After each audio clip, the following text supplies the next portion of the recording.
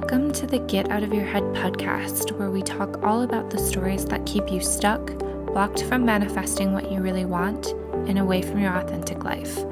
I am your host, Sarah, from Spirit, Mind, Body.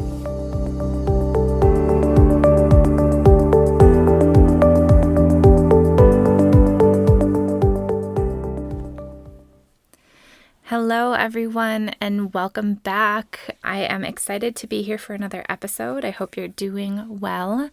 Today, I am talking about perfection because I see it as a problem, and it's definitely an ego story. It's something that we tell ourselves that will basically keep us stuck and stressed out because perfection's not really all that achievable. When I talk about perfection, I just want to define this really quick. So I think that typically there's a spectrum of perfection.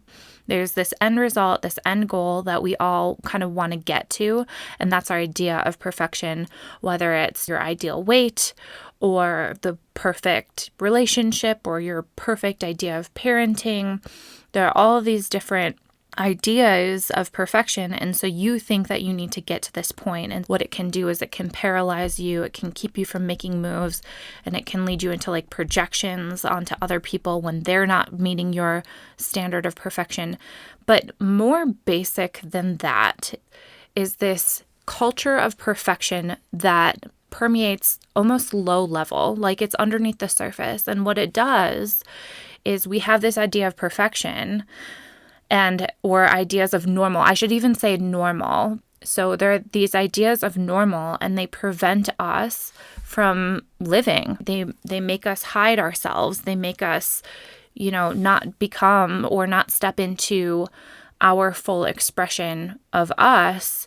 And instead we're busy like pretending that we're not a certain way. We kind of put on a face. So I'm talking about this perfection because it's going to keep you away from your authenticity. And authenticity is basically the ticket to happiness. We all just want to be who we want to be without fear of judgment, without fear of repercussions. And we all just want to really step into that. That is the key to happiness. It's not money. We think that money can buy us that. It's not another relationship. We think that relationships can get us to that point. But really, we just want to be who we are. We want to feel belonging. We want to feel connection. Anyway, I digress. So I think that this idea of perfection comes from the culture that we live in. Think about, we are so obsessed with being perfect, and it comes from marketing and social media and consumerism. It wouldn't make any sense to market an imperfect product. It wouldn't make any sense to try to sell something that doesn't guarantee you some level of happiness. And that level of happiness is depicted when we hold this idea of perfection. It's an end result. It's like the shiny new part of whatever is trying to be sold. And it is geared to making us think that we need to be that way or that is the normal, and it's not normal.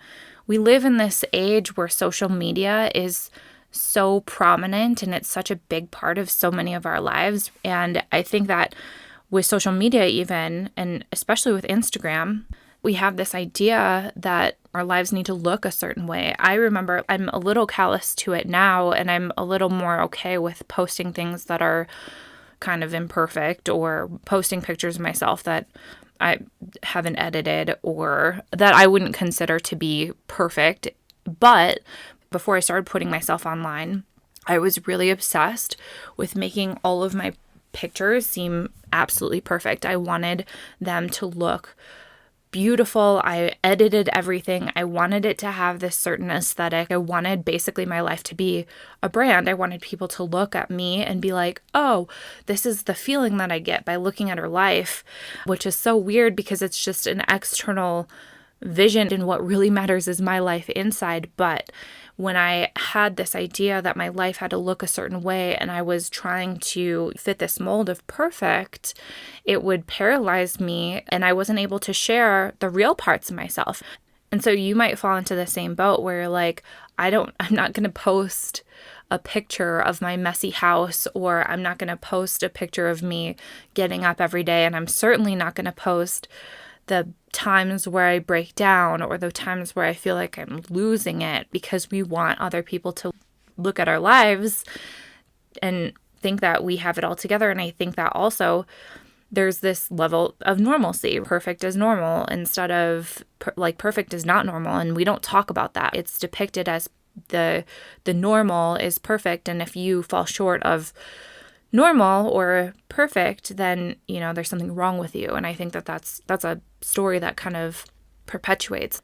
So perfection is an ego story. This podcast is all about stories that keep you stuck, away from your authentic life. And an ego story is one that is externally driven. And perfection is just that. It is externally driven.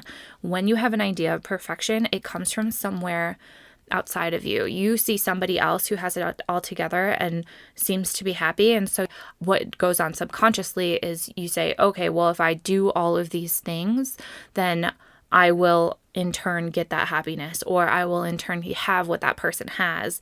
And just to be clear though, what that person has, you will never know, because you're not in their brain, you're not in their body, you're in your own body.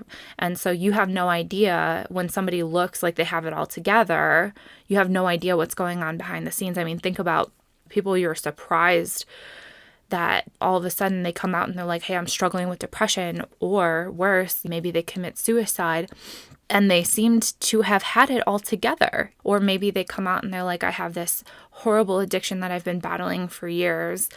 And it looks like they have it all, but the truth is that underneath the surface, they're struggling probably just like you and me. But what we do is we say, okay, whatever they have, they look like they have it together. And so if I achieve that, then that is what will bring me what I'm looking for. And it's not true. And I want to come back to this social media thing because it plays such a big role, is people don't post on their day-to-day. They post when something new and exciting happens. And so what happens is we start to compare our day-to-day, our career, we have to wake up, brush our teeth, go to work. We start to compare those things to somebody else's vacation, which is so not fair. Maybe it was like a bad year for you. Well, it was a bad year for all of us. But maybe it was just a year where you had to take a little slower, you didn't get to go on vacation. Well, now what you do is you look at somebody who went on 2 vacations that year and you're like, there's something lacking in my life and I need to go on vacation in order to be fulfilled. That's kind of the story that we tell ourselves. That's what goes on. Say you're applying for something. You don't want to tell everybody that you're applying for something. This actually came up twice in the last week where somebody had said, oh, I didn't want to tell you that I applied for it because what if I didn't get in? I didn't want to disappoint you. But they're the first people to be like, hey, look, I got accepted. We always have this fear tactic in the back of our minds, this fear story that's saying, hey, you better not tell somebody about your application, or you better not tell somebody that this is what you're striving for, because what if you fall short? What if you don't get in? What if you fail? But the truth is that when you're aligned with your spirit, when you're aligned with what your soul purpose is, and when you're aligned with your mission on earth, what the universe is asking you to do, and when you're so in tune with that, there is absolutely no way you can fail. Every seeming failure on the outside is actually just a learning experience, a new perspective. There is absolutely no way to feel when you are in alignment. But what keeps us out of alignment is comparing ourselves to other people and holding these ideas of perfection. And we intake this moment to moment all the time. If you think about all the times that you open up your phone, and there are comparisons everywhere. Even if you deleted all of the social media off of your phone, there are billboards, there are commercials, there are advertisements. People are walking advertisements. And so this leads us to a cycle of comparison where we not only compare our careers, but we compare our children and our partners and what we're wearing and our lives and our houses and our cars. We compare all of these external things in our lives to the external things in somebody else's life, but we're missing the point. We are missing what is deep down. And what is deep down for most of us is this need to fill our soul purpose, our need to be authentic. It's our need to be us. And so what happens is that we start to get almost paralyzed when we want to be ourselves. When we're like, oh, I have this thing that I want to say, or I have this way that I'd like to be. And I'm specifically, I guess I'm more talking about creation here. I have something I want to do. I talk to a lot of people who want to start a new Instagram account or who are really inspired to share the new thing that they're into, whether it's creating non-toxic products for their house or finding a hack or something that makes your life a little easier, whether they're getting into cooking or whatever it is. We want to share these things with people, and because they're trying to come through our soul, these things that, you are really drawn to, these pieces of yourself that you're like, oh, I just love this. But what happens is that we don't think that we can talk about it because all we see are all of these people on YouTube and Instagram and wherever your social media hooks are. We only see the end product. We always see people who have been doing it for a long time. We don't see the process. We only see what's at the end. We only see the refined version. Here's the thing, though, is that what I've come to realize is it's almost like comparing shades of white. If you've ever tried to paint your house and you're like, I would really like my walls to be a color of white. And so you go into the Lowe's or Home Depot or wherever you're shopping for paint. And so you're like, okay, what shade of white would I like? And it can leave your mind spinning as to how many shades of white there are. But the truth is that when you pick one, it doesn't matter what shade of white it is, because when you see it on your wall, nobody can tell, to include you, that white was less white than another white that you had picked out. When it comes down to it, the end result of whatever you put out, you're the only one who's going to know that end result could have been something more. To everybody else, your end result is perfect. It is the way it is. And the only person who's getting down on themselves about this end result is you. And so instead of doing what our soul is called to do, we start to become afraid of what we would put out.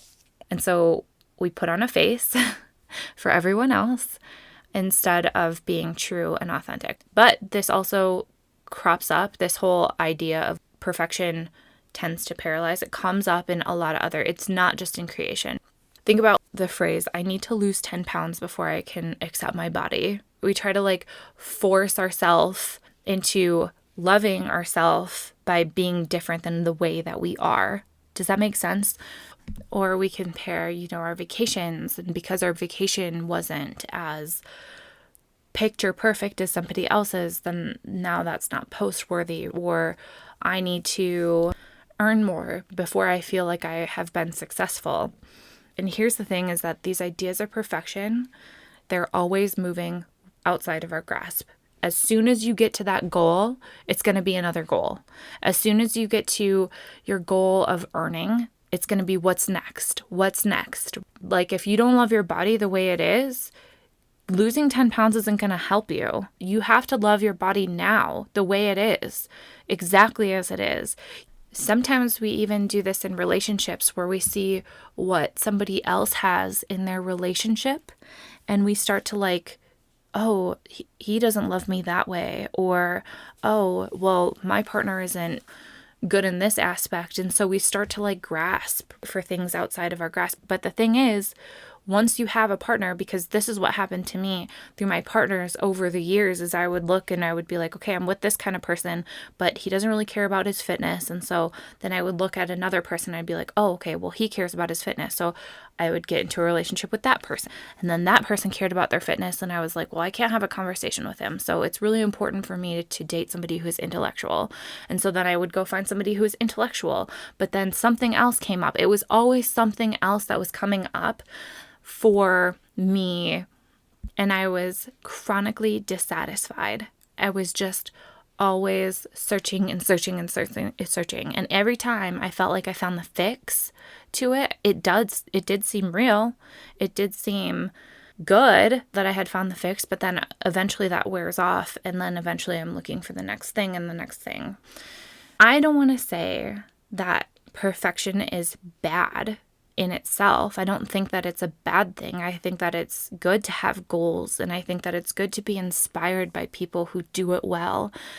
But I think that the dark side of that, like the flip side, the shadow side that we don't tend to talk about too much, is we say that I don't love myself or I'm not worthy the way that I am. And so I have to be different. And I have to be different for myself to accept myself. And to be honest, when we hold these ideas of perfection that somebody else came up with, that somebody else is doing well, we don't allow ourselves to be as we are.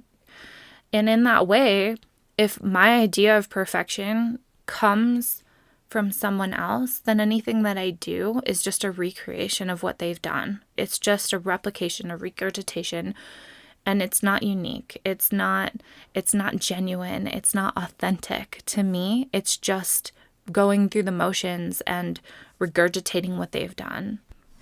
The other thing about perfection is that as long as we hold an image of perfection and when we cling to it, right? I'm talking about you have this idea of the way things should be. I have this idea that a perfect parent should look like this. A perfect career looks like this. Success in my relationships look like this. And you hold to that. And you're not happy with the result until you get to that image or until you get to that point. It actually drives us further away from it because we move into a deny, project, and pretend cycle. So here's what I mean. When I have this idea of perfection in whatever area it is, and I'm going to give you a few examples in just a minute, but when I have an idea of perfection, if I don't achieve it, I think of myself as a failure. And so because I hate being a failure, because that feels really uncomfortable and that feels really shameful to me, what I will tend to do is instead of owning up to my failures and being like, you know what, I fell short of that image of perfection in this way or that way, or in this facet of my life, whatever. Instead, what we tend to do, because we don't want to admit we're failures, we just deny the parts where we fall short.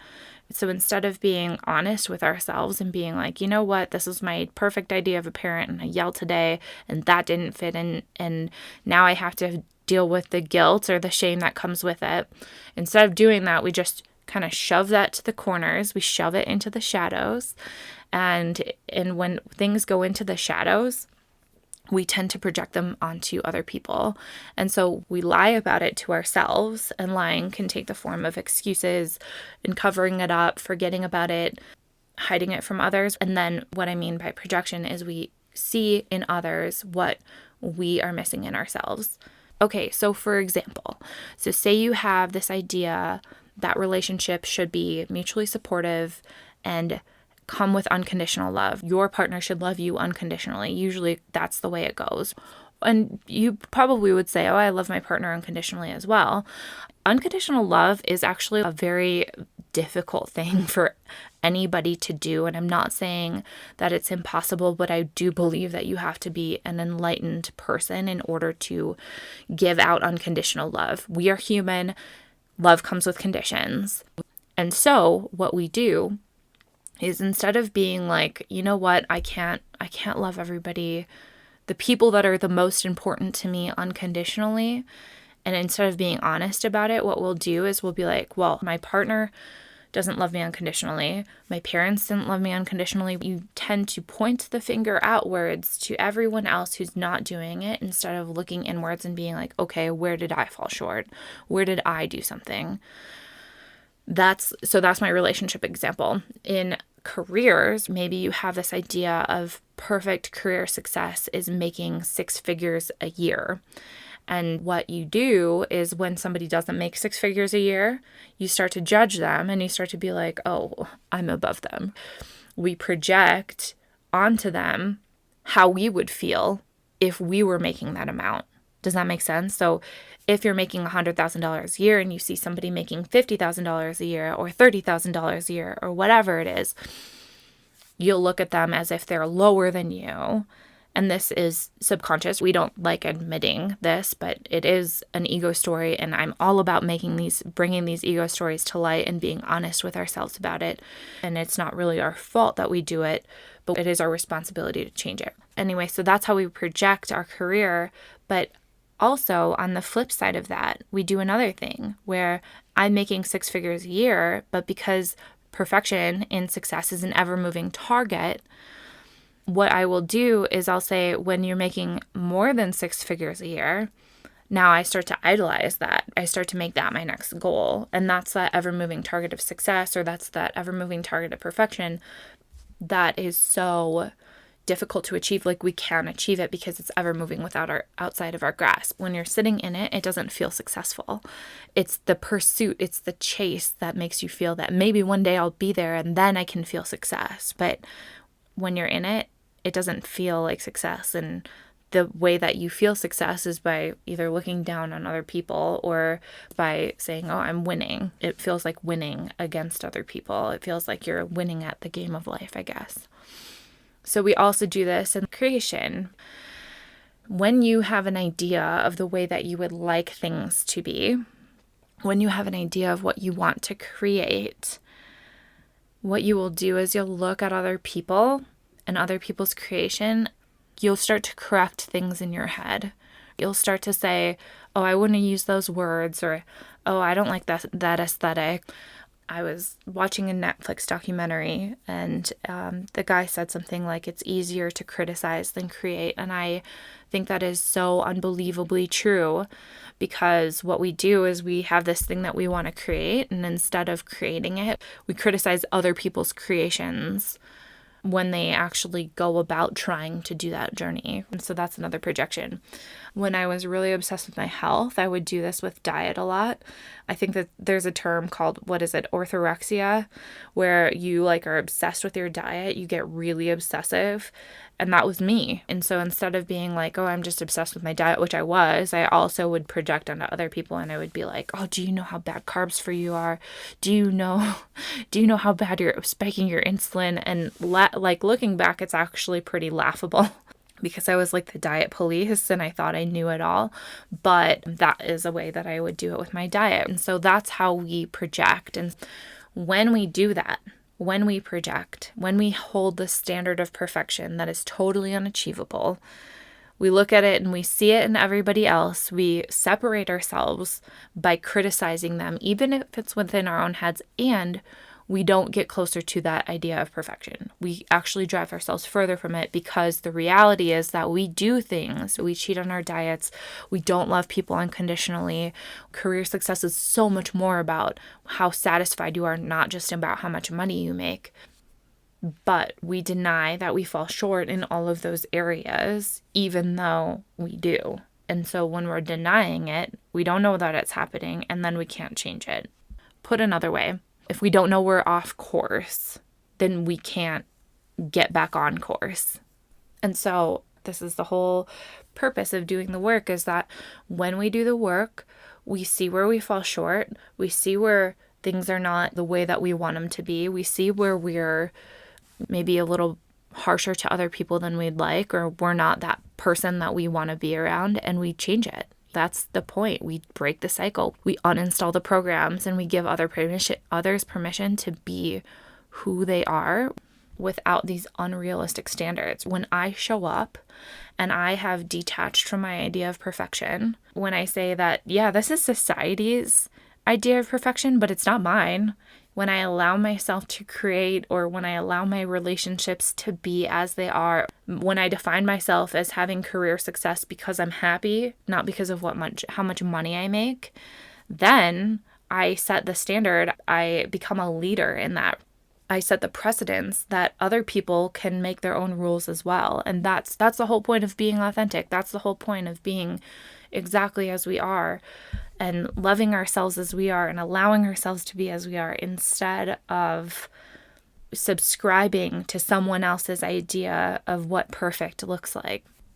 So, do I think that we should just completely let go of perfection?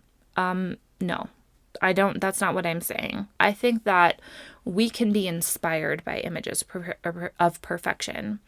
I think that it is possible to look at somebody who is great at their craft and be inspired, jaw dropped, and say, you know what, I want to be like that. I think that that's great. I think that, gives us something to strive for, and it keeps us moving forward. But we have to let go of the idea that it has to look, at the end of the day, it has to look exactly the way somebody else did it. We have to let go of that, because spirit is always trying to move through you, and it's always trying to make your life and the manifestations in your life, it's trying to make your creations, your relationships unique to you.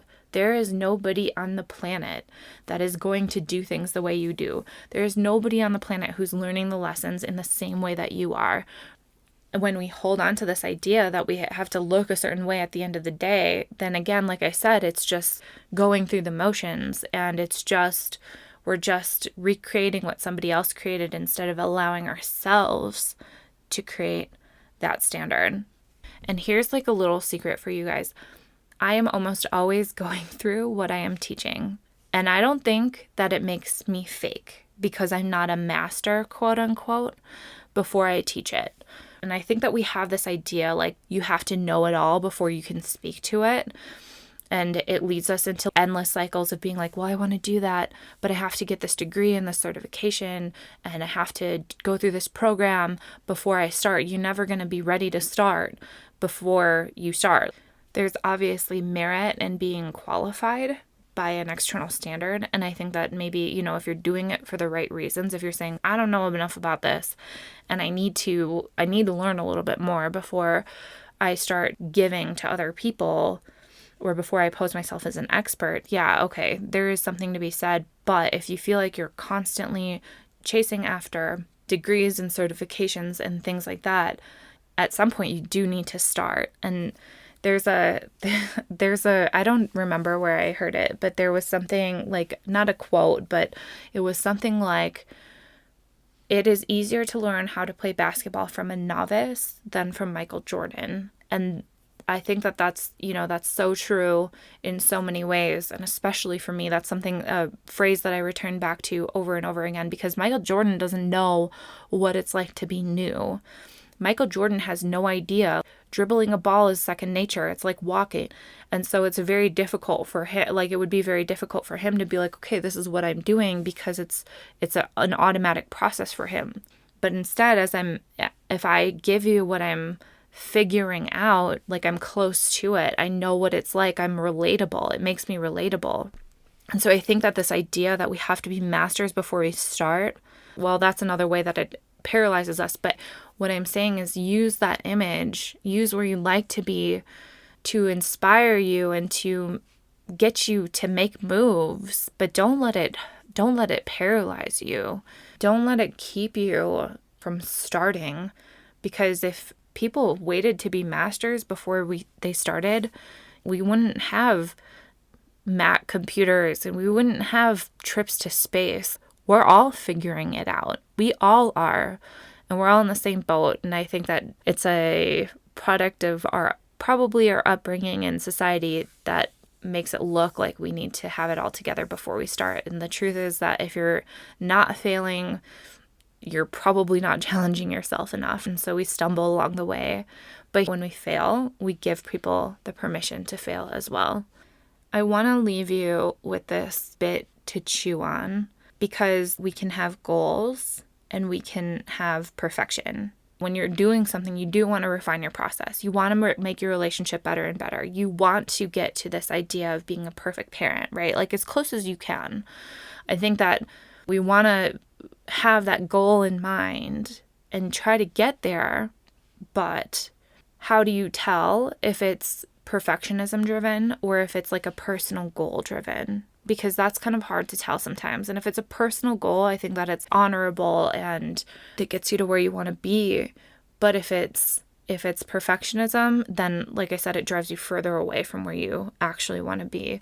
And I think that the distinguishing factor there is, why are you doing what you're doing? Are you doing it for you, or are you doing it for somebody else? Are you being a perfect parent because you want to look a certain way to other people? And you have to get honest with yourself. I think I say that all the time, but it is so important to be honest with yourself, because if you're lying to yourself about these things, you won't get anywhere. So you have to be honest with yourself and say, okay, well, is this idea of perfection rooted in me trying to impress somebody else, or me trying to look a certain way or have a certain aesthetic, or for other people to look at my life and say, oh, how enviable? Do I feel like once I achieve a certain thing, then I'll have total satisfaction? And if the answer to those things is yes, if you think that achieving this thing will bring you total satisfaction, or that once you get here that everybody will envy you, then that's probably an idea of perfection that's super ego-driven. That's not authentic. It's just a recreation. But if it's a goal and you want to do it for you, if you want to do it because this is what you know in your soul to be right. When I have those goals that are true for me and my spirit, and they go down to the depths of my heart, then I know that that's a worthwhile goal. And I can let go of, needing to get somewhere. And I can know that it's a moment by moment process. It's not something that I'm going to achieve someday and then it's all going to be over. It's a moment by moment evaluation, becoming more aware of what I'm saying and what I'm doing, loving myself, and then being able to love my kids even more. And in those moments, that's when you're going to find perfection in a spiritual sense, not in an ego sense. So thank you from the bottom of my heart for joining me today. I hope that this kind of sheds some light on our need to be perfect or need to look a certain way. And I hope that, maybe we can start to let go of some of these things and come back to something that really serves us and serves the greater good and makes us, drives us a little bit more to wholeness, which is where we want to be. Anyway, I will see you next time. Thank you again so much. Bye. If you enjoyed this episode, I would invite you to subscribe, share it with someone you know, and leave an honest rating or review.